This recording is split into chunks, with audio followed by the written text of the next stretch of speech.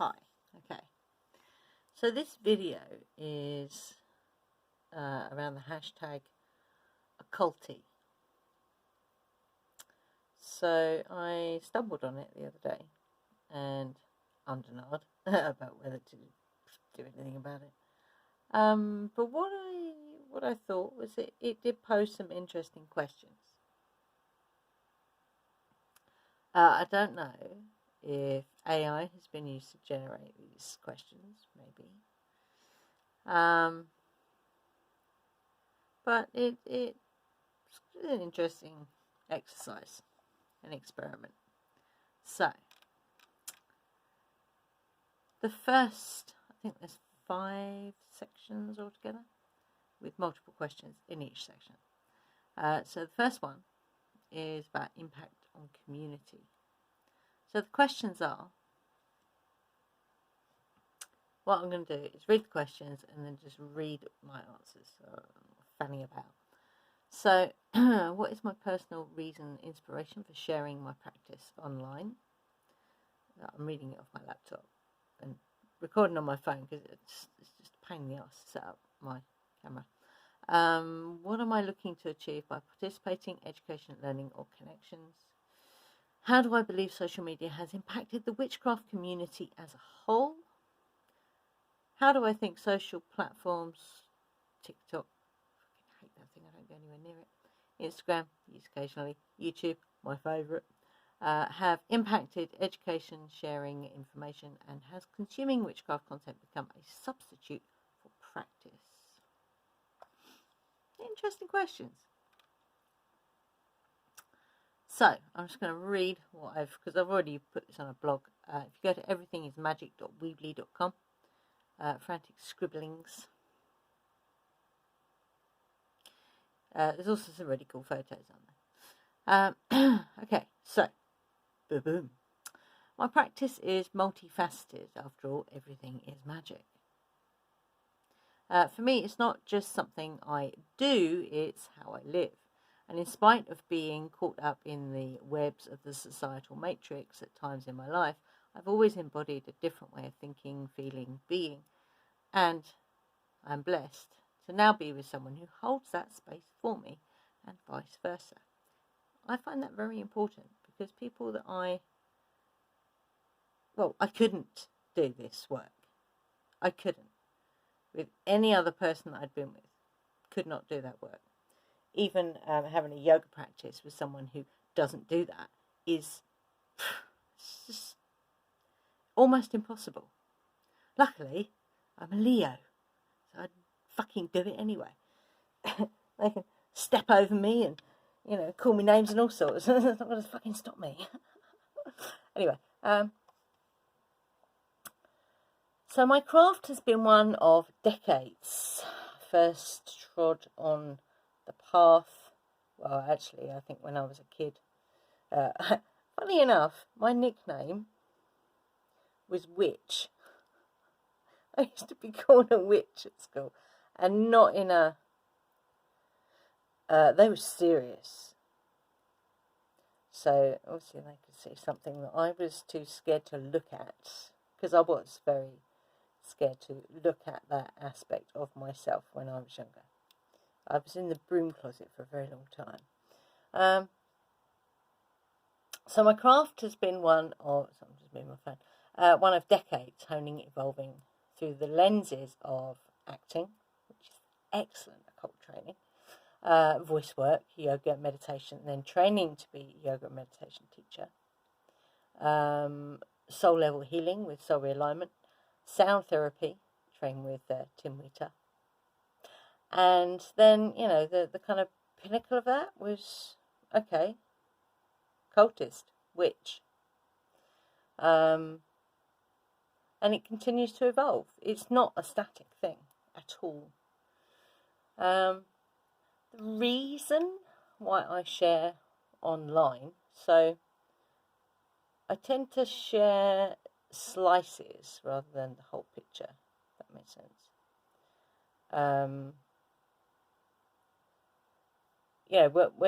When I put Ritual up on YouTube, I think once I live streamed a ritual, but my internet was rubbish, and people couldn't. The sound wasn't great, and it was just a bit of a mess, really. And I don't always share our rituals on YouTube either. I share them with students, so they usually go up as unlisted videos, and I share them with students. But I don't always share them on YouTube, like publicly. Sometimes that's because students don't want, they prefer not to be public about their practice, and that's fine. Sometimes it's just not appropriate to share publicly, especially if it's more advanced magic work, because you don't share, you wouldn't, you wouldn't give someone, what's that really famous violin maker? Stra something, I don't know. Anyway, you wouldn't give someone a priceless violin who'd never played the violin before and then go, right, I want you to play it like a maestro. It's not going to work, is it? So you wouldn't present someone with advanced magic work when they've never done it before. You get me? Okay. Anyway.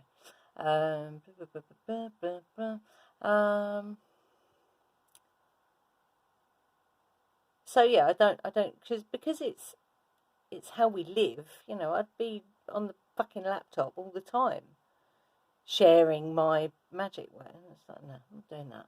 I'm not doing that.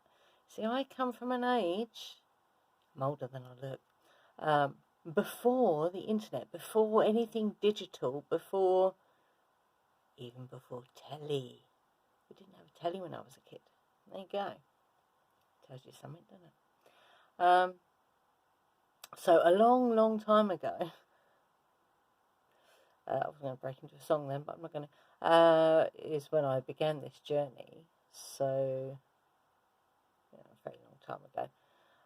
Having these kinds of conversations was impossible unless you knew the right people. And even when I was 20 and decided that, this was a path that I wanted to at least try, my friends were not. I think at the time there was one person who was a housemate who was like, well, you just do what you like. I'm like, oh, okay. That had never even crossed my mind, because I'd never been in a space where I could express those parts of me that people did not find acceptable. Crazy, isn't it? I look back then and I'm like, I don't even recognise that person. So I wish I'd had then the kind of guidance that I offer, myself and my partner offer people now. And I've had some of the most amazing feedback from, even this evening, from our talk that we did. Amazing feedback from people. I've had feedback from adepts, from novices, and people who were just returning to their practice after years of not doing it because they didn't feel safe. Some of them were stuck in a situation that they wanted out of and couldn't get out of. Others weren't sure about how to start or move forward with their practice. And they thank me and they send gifts, but that's not the reason. That's not the reason I share this stuff. I get the chills. I smile like an idiot. I do. I grin like an idiot when I see someone fly. Yes, literally. We are capable of it, We just don't know it yet. And that's it. The feeling I get when I see someone, like completely embracing who they are is phenomenal. I'm a little bit of a responsibility geek. I used to find that if someone came up to me and at work, years ago, and they come up and they say, you know, we've got this job, no one else wants to do it. You know, it's quite involved, and you know, if you don't get it done, then everything collapses. I'm like, oh yeah, all right, I'll do it. Bother me. So in that respect, you know, nothing that is advanced magic gets shared with people that are not students. It just doesn't happen. You know, our students are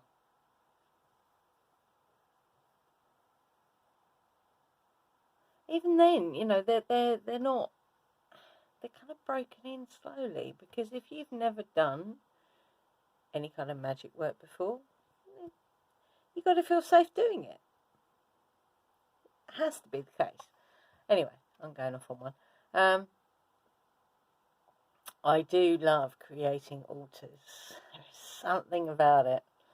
The metaphysical machines, they are very powerful. And they are a form of creativity for me.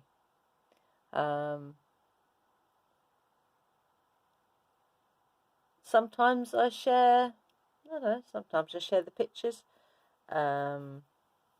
Sometimes I'll share a close-up of, you know, a part of an altar. But at the end of the day, you know, you've got to ask yourself, what are you scared of? Why are you scared of sharing your practice? I think that's the thing that we need to be asking ourselves. And to be honest, I spent far too long in the broom closet to ever be scared of, you know, not being transparent about, you know, what I do, who I am. In regards to participation, well, I'm putting my energy in the mix. How that unfolds is part of the amazing synchromistic unfolding illuminated path. You know, who knows where it'll go? Probably go nowhere, but I'm having fun. Okay, so my own experience of social media and witchcraft is not been good. I prefer a gathering, whether it's in line or in person, I don't care. But a gathering. I did have a witchcraft Facebook group up until 2019, I think. And I used to spend countless hours in front of the laptop creating content for the group. And considering there must have been well over 200 people in the group. Maybe even more than that, I can't remember, to be honest. And the amount of effort I was putting into creating the content was far outweighed the engagement. There was like a core group that would always engage, but aside from that, it was I don't know, I didn't understand it. But then, you know, I wasn't raised with the internet and social media. That's why I prefer a gathering. So it didn't feel like me. It felt too difficult all the time, you know. Except when I did live streams in the group. That was always really good. But then that's video. So, you know, if you can't do in person, do video. I think also this weird, and I see it even with, I don't speak to a lot of my family, to be honest. But even the ones that are on Facebook that I occasionally look at them, you know, when they come up in my feed, it's like they present this image, and you see this all over the place. They present an image that is so perfect that you know it's not true.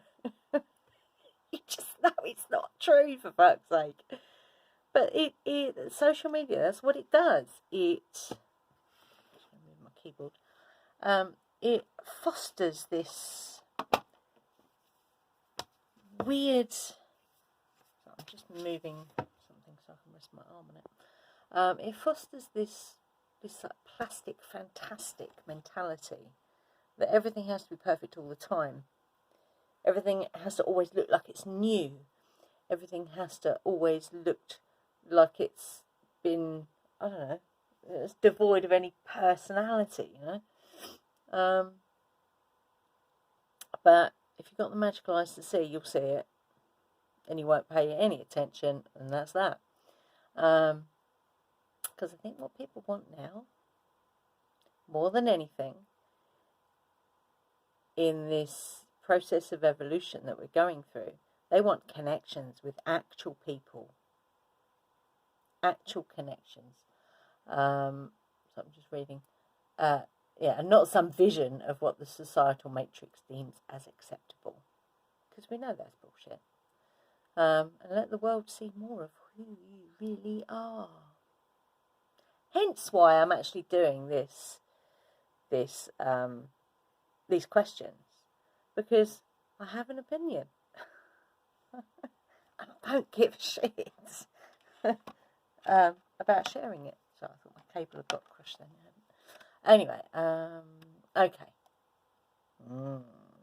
So in this crazy, let's go faster, more, little bits of bite-sized information, now. Oh, do you know what?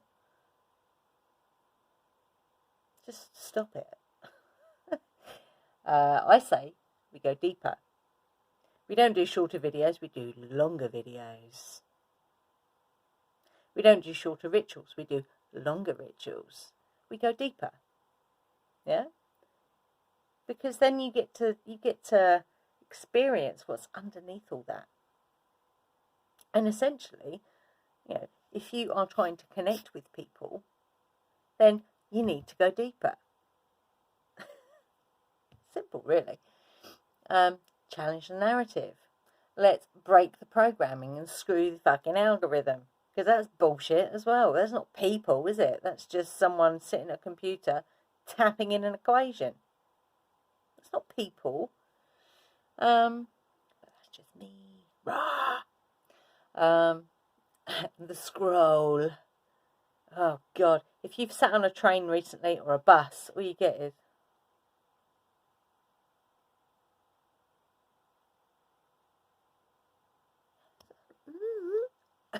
screen zombies. We see it all the time. We even see couples with small children ignoring their children, going, fucking weird. It is weird, man. And I find it a little bit sad, actually, because they don't know any different. Well, they do. They just think they don't know any different. I can't read the writing without my glasses, and I have to keep doing that because anyway. You know, I've had most of my life without all this gadgetizing, and yes, that is a word. And I'm actually really fucking happy about that. I'm really happy that my gadgets are tools. They're not my whole fucking life. You know, I love building websites. I'm really enjoying this new ticket selling platform that I've found, which, you know, it's amazing, and it's beautiful, and it's cozy, and it's organic. But it's a tool. It's not a lifestyle. Do you get me? So, last one. Short video. So, information. Okay. Are you ready for this? Information and knowledge are not wisdom. Those two things separately are not wisdom. They do not equal wisdom. Yeah. Wisdom is knowledge in action. Knowledge is information embodied. You still with me, or have you fallen asleep? So you can read book after book after book after book, yeah, and be very knowledgeable. You can be very knowledgeable by repeating what's in the books, yeah. But that's not wisdom. It's not even really knowledge. It's just information that you're repeating. You're repeating information, yeah. Knowing, that feeling you get when you just know something, that's in here. That's in your very being. It's in your everything, in your DNA. Not that there's any such thing as DNA, but it's there. It's in you. Yeah. That is not from books. That is the knowing. Wisdom, wiseness, if you like, comes from applying knowledge. It's the application of knowledge which equals wisdom. And weaving your synchromistic, illuminated path is wisdom in action, if you like. Yeah? And it's called the craft for a reason. It's a doing thing. You do it. You practice it. You practice your craft. And that's it. So yeah, that's it for the first what do they call it? Installment. So I hope you've enjoyed it.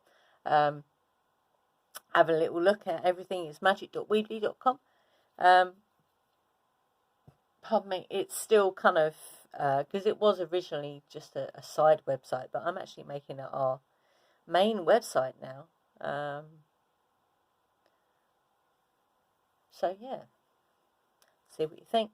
I think there are links under this. I'm not sure if when I upload this via the phone, whether it actually has all the settings that I saved with all the links and stuff. If it hasn't, then I'll do it at some point. As you can see, I'm not one of these crazy influencers that, everything is perfect and that shit. Anyway, I'm going to go now. I want to keep this under 25 minutes. Only because I'm going to go to bed. And I've got another video. It's actually the video of the talk that we did for Walpurgisnacht. So I think that's going to be ready in the morning now, because it's taking its sweet time to render.